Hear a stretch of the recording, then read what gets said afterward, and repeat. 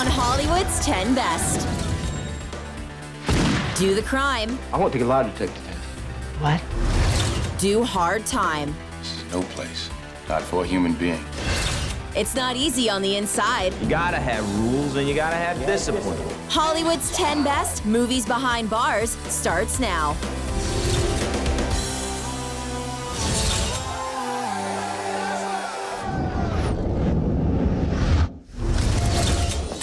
That's gonna cost you. Looking forward to it.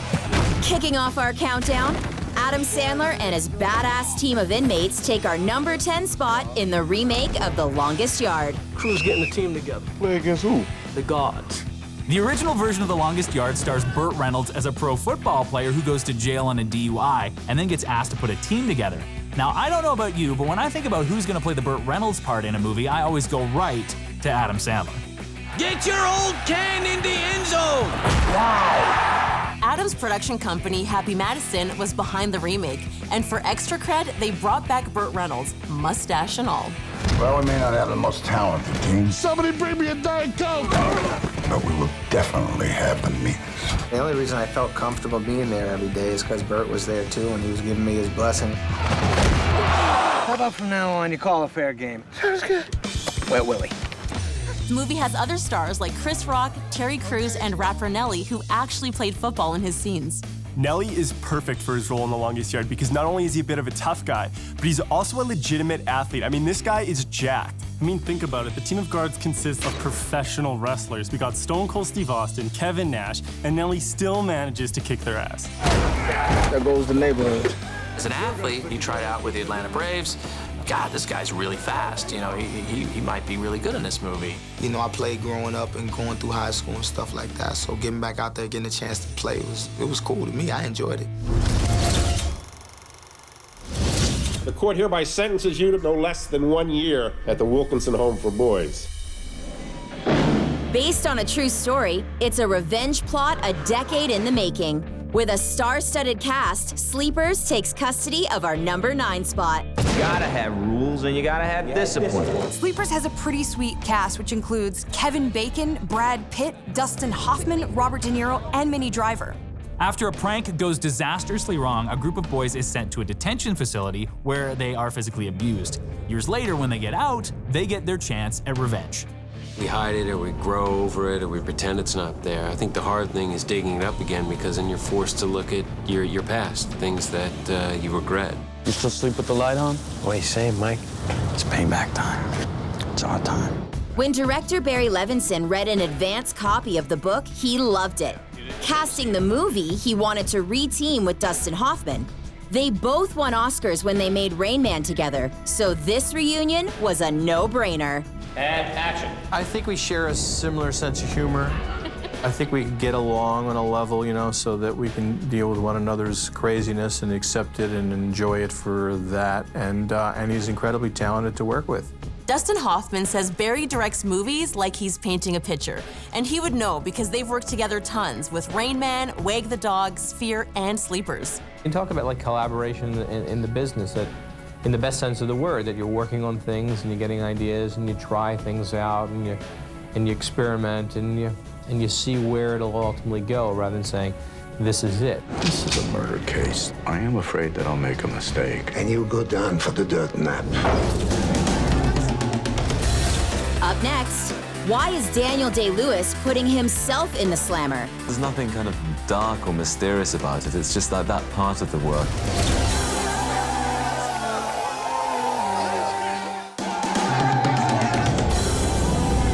This is Hollywood's 10 Best Movies Behind Bars. A classic story gets an action-packed update. At number 8, it's love, betrayal, and revenge in The Count of Monte Cristo. God will give me justice. They're always trying to motivate themselves. The Count of Monte Cristo is an adventure novel written in 1844 by Alexander Dumas, who also wrote The Three Musketeers. Here's to you, Mondego. Being your friend is always an adventure. Jim Caviezel and Guy Pearce are friends who both fall for the same girl. Guy betrays his pal, sends him to prison, and gets married. But after 13 years, Jim makes his escape and goes looking for the man who ruined his life. In return for your help, I offer something priceless. My freedom. The movie stars Jim Caviezel, who's known for playing Jesus in The Passion of the Christ, but at the time, he was just an up-and-coming actor. I wanted to make this guy a character who was definitely struggling with that inner peace, that he didn't know how to find it. And freedom doesn't just come from walking around, it comes from within. Why did you keep it a secret from me? I thought you were my friend. Both actors trained with an expert swordsman for months so they could film epic battles without using stuntmen. Jim got a little too good at it. They were filming a sword fight, and it was the last shot of the day. Jim was supposed to hit Guy's arm, but he missed the mark. But because Guy was such a trooper, Jim didn't even notice until the next day Guy was like, I've been stabbed. I do have a little scar on my ribs from Jim's sword. I think it was probably just as much my fault as it was his. At number 7, Daniel Day-Lewis gets caught up in Irish violence and politics when he serves time in The Name of the Father. Did you do something? I did not. Daniel earned his second Oscar nomination playing Jerry Conlon, who spent 15 years behind bars for an IRA bombing he had nothing to do with.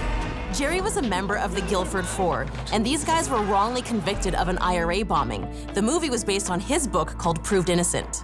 The plight of a man being put behind bars who's actually innocent is gut-wrenching. I didn't do this. I remember the image of Jerry coming out with his sort of fist in the air and thinking, wow, you know, what has that guy gone through? If there's one thing we all know about Daniel Day-Lewis, it's that he likes to go method. There's an indistinct line drawn at a certain moment where you move from objective work towards a subjective understanding of that man's life. For this movie, he lost 30 pounds and spent nights on set in the jail cell with cast and crew hurling insults and water at him.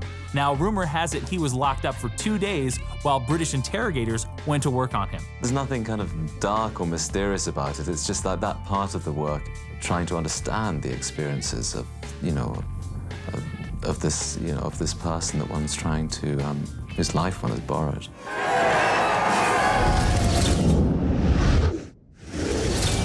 At number 6, Sean Penn is on death row, and his only friend is a nun who won't put up with his crap. It's an acting tour de force in Dead Man Walking. I want to take a lie detector test. What? A lie detector test. I know I ain't gonna change them guys' minds, but I want my mama to know the truth. I want my mama to know I didn't kill any kids. The movie is based on the true story of Sister Helen Prejean. Tim Robbins turned her memoirs into a screenplay and directed his partner, Susan Sarandon, in the lead role.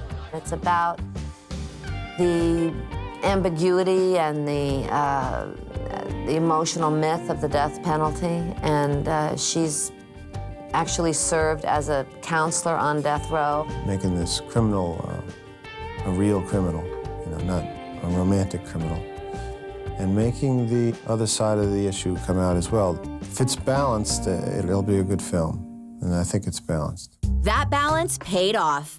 Dead Man Walking earned 4 Oscar nominations, including nods for Tim and Susan. He was nominated for Best Director. She won for Best Actress. And Sean Penn was even nominated for Best Actor. You know, when you have 2 actors like this, you have, you have a gift of honesty. You have a gift of people that are not going to hide behind tricks and stuff. And so your responsibility as a director is make sure you get it. And Susan, particularly in her eyes, you really kind of experience the movie. You blame him, you blame the government, you blame drugs, you blame blacks, you blame the Percys, you blame the kids for being there. What about Matthew Poncelet? Where's he in this story? What, is he just an innocent, a victim? During Susan's Oscar speech, she thanks Tim Robbins for being stubborn.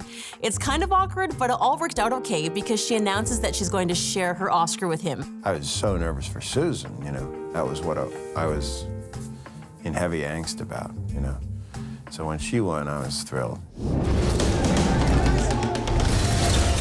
Up next, which superstar helped Michael Clark Duncan get his breakout role in The Green Mile? This is like a dream for me as an actor.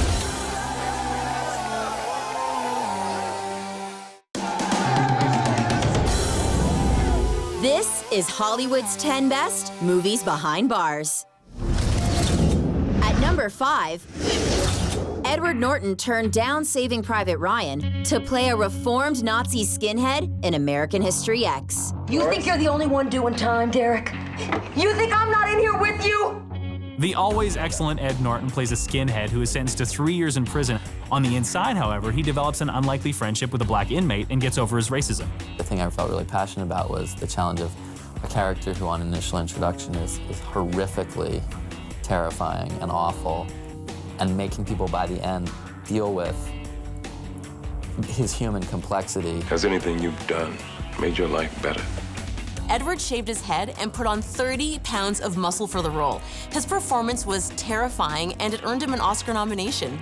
He's just a great actor, and working with someone that's as good of an actor as Ed Norton, you get kind of sucked into it all. I come in this game right now. Same score, but we play black guys against the white guys. Damn your price, cracker. Stephen King calls it the most faithful adaptation of his books. At number 4, it's The Green Mile. John Coffey, you have been condemned to die in the electric chair by a jury of your peers, sentence imposed by a judge in good standing in this state. Questions? Do you leave the light on after bedtime? Because I get a little scared in the dark sometimes. I knew that this screenplay of a Stephen King, Frank Darabont prison thing was coming by, and I had an idea of what my reaction would be to it, and it was left in the dust. The cast is sort of split up into two categories. Those that started to haunt my consciousness as I was writing, and those that I wasn't completely aware of. I auditioned for Frank Darabont, one of the most exciting times of my life, and he saw something, he said, well, we're going to bring you back. And I said, okay, at least I get another shot. After a small role in Armageddon, The Green Mile became Michael Clarke Duncan's breakout role. Michael's friend Bruce Willis actually told him about the movie. Willis thought Michael would be perfect for the part and told him to read the book.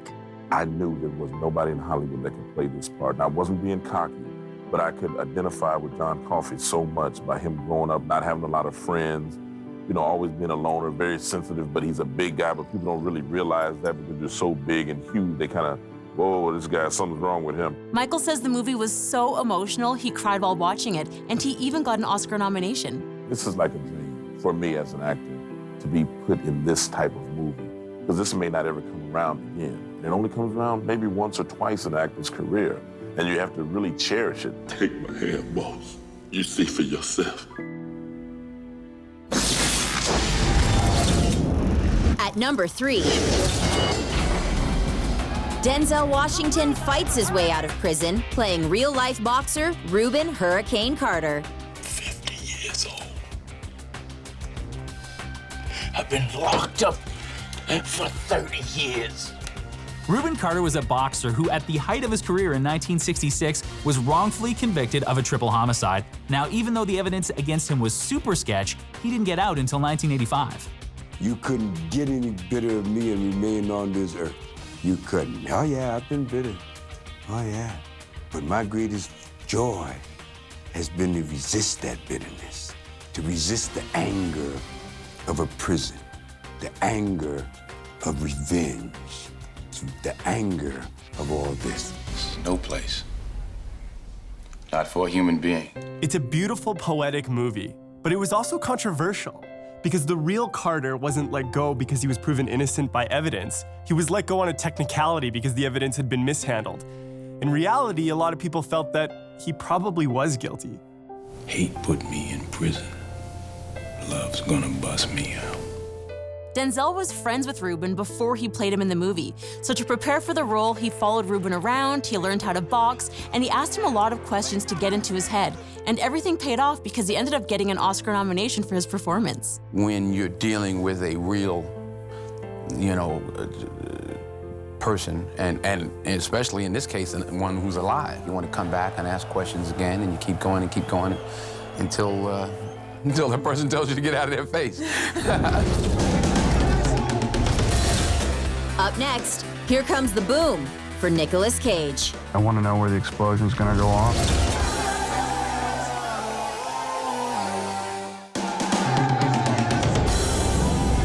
This is Hollywood's 10 best movies behind bars. At number 2, Nicolas Cage and Sean Connery break into prison for director Michael Bay. Welcome to The Rock. Is that normal? What, the feet thing? Yeah, the feet thing. Yeah, it happens. A group of rogue Marine commandos take over Alcatraz and take 81 people hostage. In order to get them free, Nicolas Cage, playing a chemical weapons expert, has to team up with Sean Connery, the only man who has ever escaped from Alcatraz. If this is your average high-concept movie, this is where The Rock is. Listen, I'm just a biochemist. Most of the time, I work in a glass jar and lead a very uneventful life. I drive a Volvo, beige one. This isn't CGI robots Michael Bay that we know today. This is 90s Michael Bay, where he actually blew it up and used real Navy SEALs for The Rock.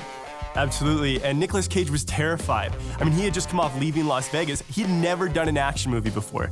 I exasperated Michael Bay a few times, saying I want to know where the explosion's going to go off and where the guns, what's in the guns, and you know, you can never be too safe. So everybody was fine and nobody got hurt. But what I'm dealing with here is one of the most deadly substances the Earth has ever known. So what do you say you cut me some friggin' slack?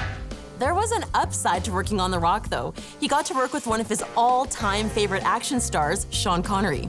You're not the sort. Let's find out. He was somebody whose career I emulated and in some ways is responsible for the directions I've gone in my career in terms of modeling his ability to go from the action genre to the in-depth character pieces. Tilt your camera up, because he's going to be hanging on that left rail.